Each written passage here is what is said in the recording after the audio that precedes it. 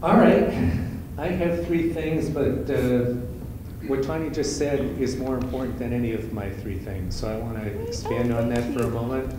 How many of you have bad customers? All right, everybody raise their hands. How do you define a bad customer? I'll give you my definition. They're more trouble than they're worth, okay? Anybody who is more trouble than they're worth is a bad customer. So, what do you do if you have bad customers? Tommy said fire them. That should be plan B. Plan A should be sit down in a dark room for a couple of minutes and think about, all right, what exactly is the problem with these people? What exactly are the things that make them more trouble than they're worth?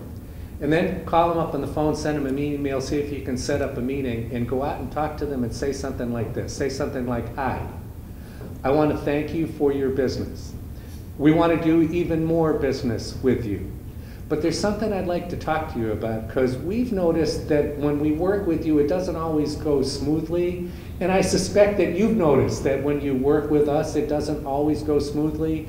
Can we talk a little bit about the things that, you know, that cause friction, that cause problems, that keep things from being wonderful and easy and smooth between us?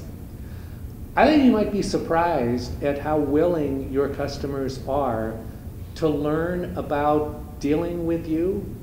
And I think you might be pleasantly surprised by how much you might learn about dealing with them to smooth out some of the wrinkles. I don't think, in fact, I know that you can't always solve the problems, which sometimes takes us to plan B.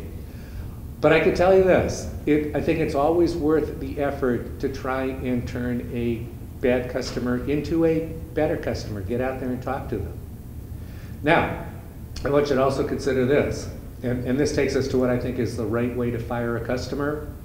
There's two ways to affect the equation more trouble than they are worth. One is to make them less trouble. Go out and talk to them. The other is to make them worth more in terms of revenue, which means no more discounts for bad customers, right? I think you'll find that if you raise the prices that you quote to the bad customers, one of two things will happen. They'll either go away, or they'll pay your price, and if you set the prices high enough, then they're not more trouble than they're worth anymore. Huh? But to bring this thought to a close, consider this. And I kind of like this thought. I think it's kind of elegant. Let's let the bad customers weaken our competitors. Yes. I like that. Think about that. Isn't that kind of elegant? Because seriously, the more time your competitors have to spend taking care of the crazy people, the less time they have available to attack your good customers. And also, the more time they have to spend taking care of the crazy people, the more their resources they have to expend, the more likely it is that they're going to screw up on their good customers, which might put their good customers into play for you. There's no upside to dealing with bad customers. There's all kinds of downside.